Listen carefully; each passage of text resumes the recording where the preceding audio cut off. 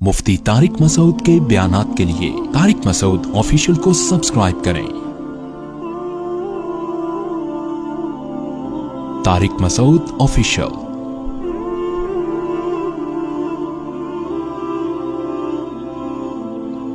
आप सल्लल्लाहु अलैहि वसल्लम का गुजर दो कब्रों के पास से हुआ। आप सल्लल्लाहु अलैहि वसल्लम ने इरशाद फरमाया कि इन दोनों को अज़ाब कब्र हो रहा है। आप बताओ, अज़ाब कब्र क्या मामूली चीज है? बरज़ख का अज़ाब तो बहुत सख्त है, आग का अज़ाब है। इन दोनों को अज़ाब कब्र हो रहा है। और फरमाया वमा युअज़्ज़बानी मिन कबीरिन, कोई ऐसी बड़ी चीज नहीं है जिसकी बुनियाद पर इनको अजाब हो रहा है। अला वहुमा कबीरानी औ कमा क़ाल सल्लल्लाहु अलैहि वसल्लम, फरमाए लेकिन वो हकीकत में क्या है?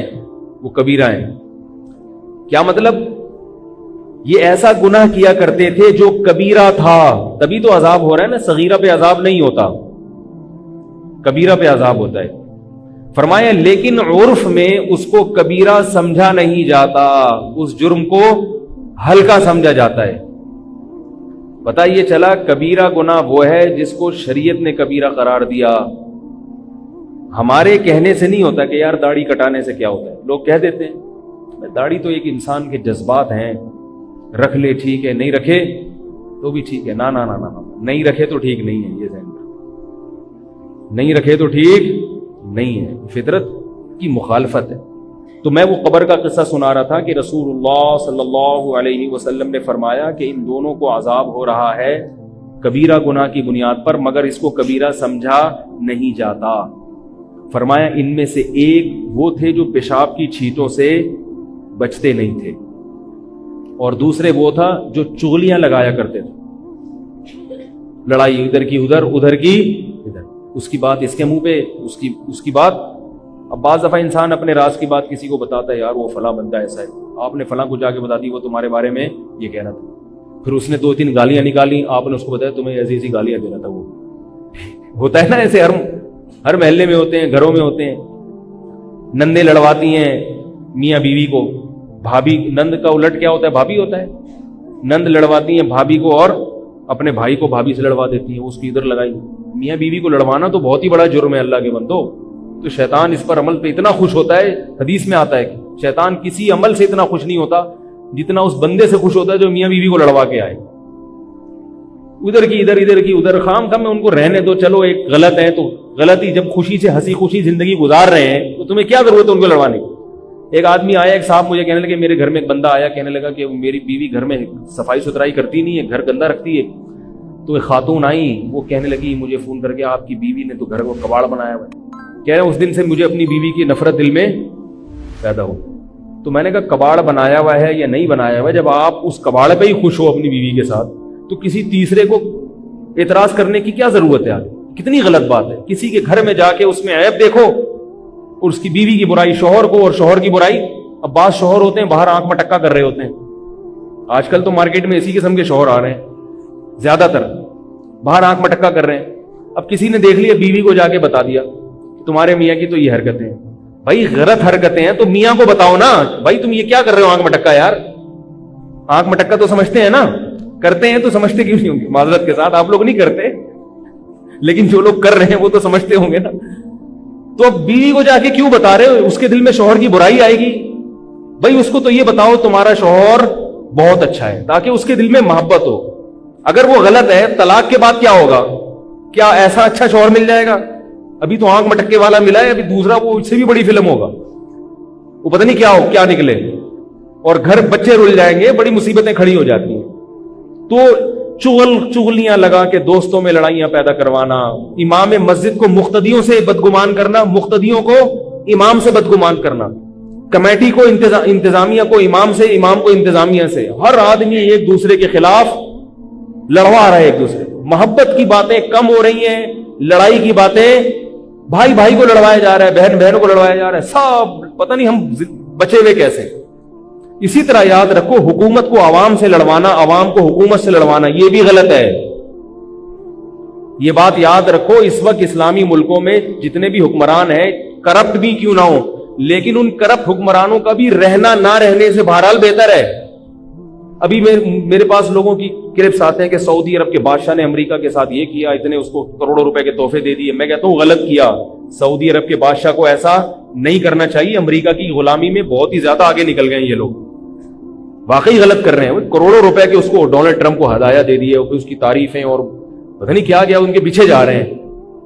لیکن اس کے باوجود اگر سعودی عرب میں وہاں حکمرانوں کے خلاف قوم کھڑی ہو گئی تو اس کا فائدہ نہیں ہوگا، اس کا نقصان ہوگا. اس کا نقصان ہوگا. سعودی عرب ٹوٹ جائے گا، یہاں روافظ کا قبضہ ہو جائے گا، حرمین ہمارے ہاتھ سے نکل جائے گا، بڑے خطرات ہیں.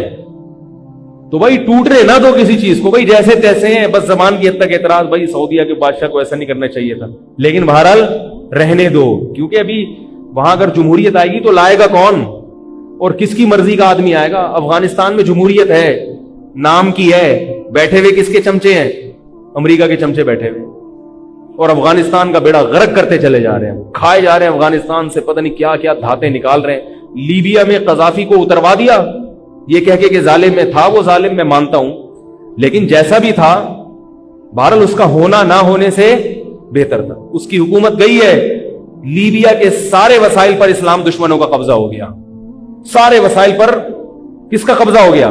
اسلام. عراق میں صدام حسین جیسا مرضی تھا، عیاش تھا، ظالم تھا، جو مرضی تھا، لیکن اس کو ہٹا کے ہمیں کیا ملا؟ کیا خلافت قائم ہو گئی وہاں پہ؟ بولو بھائی. سارے وسائل کس کے قبضے میں؟ اسلام دشمنوں کے قبضے. وہ تیل کے کنویں بھر بھر کے لے رہے ہیں، اتنا انہوں نے تیل جمع کر لیا، موجہ ہی موجہ، اور ہم یہاں بیٹھے ہوئے ہیں. او بھائی جو تو حکمرانوں کے خلاف عوام کو ایسا کر دینا کہ وہ تلوار لے کے ان کے خلاف کھڑے ہو جائیں. ہاں زبان سے جہاد ضروری ہے، ان کی غلط پالیسیوں پہ ان کو ٹوکنا کہ یہ غلط ہو رہا ہے، یہ صحیح ہو رہا ہے، یہ تو ضروری ہے، کیونکہ یہ ورنہ یہ بالکل ہی آؤٹ آف کنٹرول ہو جائیں گے. لیکن ان کے خلاف اگر لڑو گے تو نتیجہ کیا نکلے گا؟ تمہاری رہی صحیح قوت بھی ختم ہو جائے گی. تو نہ لڑو، محبت میں پیدا کرو گھروں میں بھی.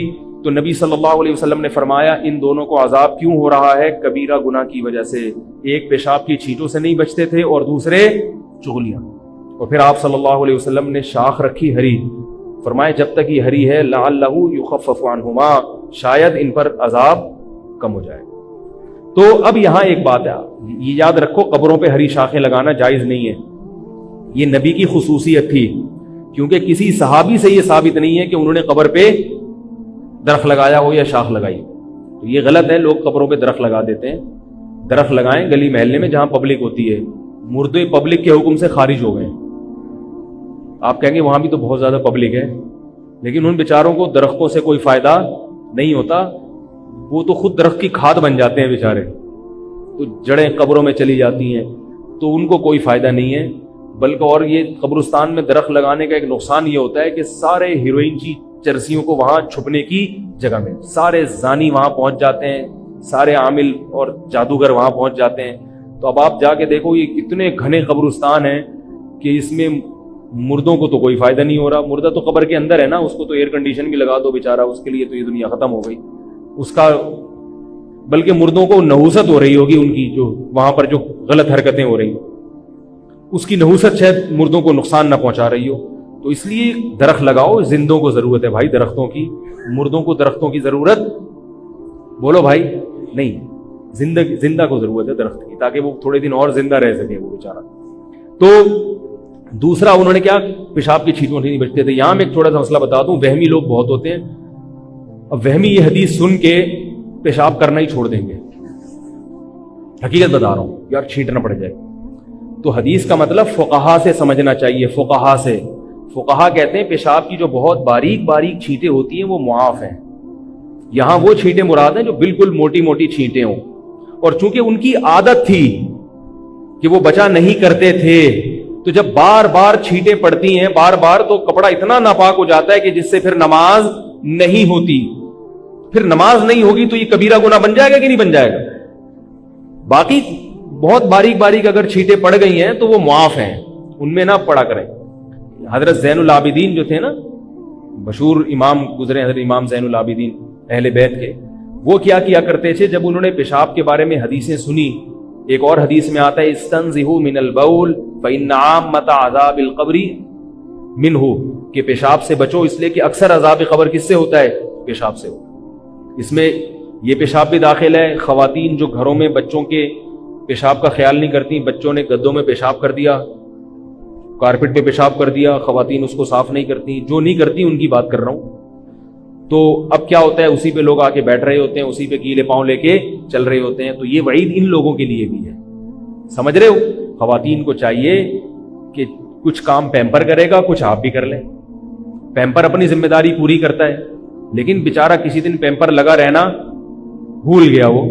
تو اب کیا ہے کہ اگر بچے نے کہیں بیڈ پہ کر دیا تو اب آپ نیچے ایک ٹب رکھیں اور اس گدے پہ اوپر پانی ڈال کے پانی بہا دیں. نیچے جب پانی گرنا شروع ہو جائے گا 2-3 دفعہ یہ عمل کرے تو وہ گدا پاک ہو جائے گا. اب اس سے خواتین کہتی ہیں تو گیلا ہو جائے گا, تو وہ تو ہو گیا نا پیشاب سے گیلا. کتنا آسان طریقہ ہے پاک کرنے کا. ہم یہ تھوڑی کہہ رہے ہیں گدا اٹھا کے لے جاؤ اس کو ڈرائی کلینر کو دو. جہاں پیشاب لگا ہوا ہے نیچے ایک ٹب رکھا, گدے کے بیڈ کے نیچے ٹب رکھا, اوپر جگ ڈالا پانی سے, جگ یا لوٹا کوئی بھی چیز ہو, 2-3 دفعہ اس کو ایسے کیا تو وہ جب آر پار ہونا شروع ہو جائے گا تو پاک ہو جائے گا. کارپٹ پہ اگر پیشاب ہو گیا ہے, کارپٹ کو نیچے سے آپ لے جائیں, کوئی ٹب رکھ دیں کارپٹ کے نیچے, اوپر اس کے پانی ڈالیں, تو وہ پانی جب نیچے بہنا شروع ہو جائے گا تو کارپٹ کیا ہو جائے گا, پاک ہو جائے گا. کیا خیال ہے. پلاسٹک پہ اگر پیشاب ہو گیا ہے, پلاسٹک ہے اس پہ اگر پیشاب کر دیا ہے تو اب اس میں نیچے گدا وہ نہیں رکھ سکتے ٹب, تو اس کا طریقہ یہ ہے کہ پوچھا لیں, اسے اس پیشاب پہ خشک کریں, پھر اس پوچھے کو پانی سے دھو کے نچوڑیں, پھر دوبارہ اس پیشاب پہ 3 دفعہ یہ عمل کریں گے تو پلاسٹک کیا ہو جائے گا, پاک ہو جائے گا. اور اگر سیمنٹ کا فرش ہے اس پہ پیشاب ہو گیا تو جب تک گیلا ہے ناپاک ہے, جب وہ سوکھ جائے گا تو خود بخود بول لو بھائی پاک ہو جائے گا. کیونکہ سیمنٹ میں چونا ہوتا ہے, وہ جراثیم کو خود بخود ختم کر دیتا ہے. پھر بھی بہتر ہے کہ اس کو دھو لیں. نظافت بھی کوئی چیز ہوتی ہے, کچھ نہیں ہوگا, کوئی قیامت نہیں آئے گی اگر فرش پہ پیشاب کر دیا ہے تو اس کو بھی, کیونکہ جب تک گیلا ہوگا اس وقت تک تو ناپاک ہوگا نا وہ, تو دھو لیں اس کو اسی وقت. تو تھوڑا سا کام کر لینے سے صحت بھی اچھی رہتی ہے, بچے بھی پاک صاف رہتے ہیں, اور عذاب قبر سے بھی حفاظت ہوتی ہے.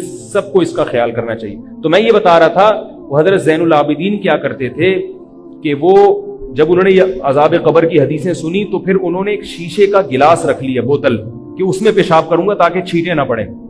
چند دن یہ عمل کیا, پھر ان کو خیال آیا کہ ما فعل هذا من هو خیر منی, جو مجھ سے بہتر تھے نا محمد صلی اللہ علیہ وسلم, انہوں نے اتنی احتیاط نہیں کی ہے.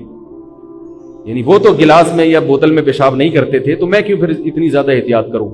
تو اس لیے یہ مطلب نہیں کہ آپ وہمی بن جائیں اور بار بار ٹارچ سے چیٹیں چیک کرنا شروع کر دیں. وہمی کیا کرتا ہے, ایک صاحب کا فون آیا, میں صبح اٹھتے ہی اپنی شلوار نا ایسے لائٹ کے سامنے رکھ کے چیک کرتا ہوں.